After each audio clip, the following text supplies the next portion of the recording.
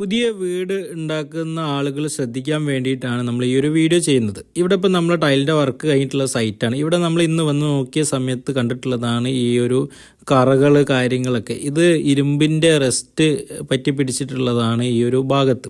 ഇനി അകത്തേക്ക് കയറുകയാണെങ്കിൽ ഈ ഒരു ഫ്ലോർ മൊത്തത്തിൽ ഫുള്ളായിട്ട് കറകൾ, അതേപോലെ ഗമ്മ് കാര്യങ്ങൾ, പല കാര്യങ്ങളും ഈ ടൈലിൻ്റെ മുകളിൽ ആയിട്ടുണ്ട്.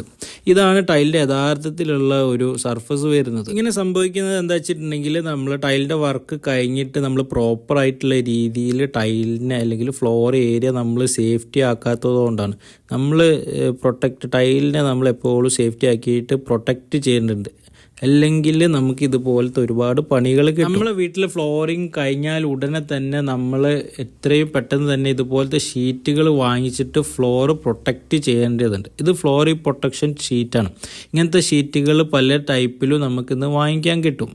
ഇത് നമ്മളിപ്പോൾ ടൈലായാലും മാർബിൾ ആയാലും എന്തായാലും ഇതുപോലത്തെ ഷീറ്റ് വാങ്ങിച്ച് വിരിച്ചിട്ടുണ്ടെങ്കിൽ നമുക്ക് ആ ഒരു മെറ്റീരിയലിന്, നമ്മളെ ഫ്ലോറിങ്ങിന് ഒരു ഡാമേജും സംഭവിക്കില്ല. ഇനിയിപ്പോൾ കറ പിടിക്കുന്ന സംഭവങ്ങൾ, അതേപോലെ പെയിൻറ്റിൻ്റെ വർക്ക്, ഇൻറ്റീരിയറിൻ്റെ വർക്കൊക്കെ എടുക്കുന്ന സമയത്ത് അവരെ ഗമ്മ് കാര്യങ്ങളൊന്നും ഇതിൽ പിടിക്കാതെ നമുക്ക് പ്രൊട്ടക്റ്റ് ചെയ്യാൻ വേണ്ടി പറ്റും.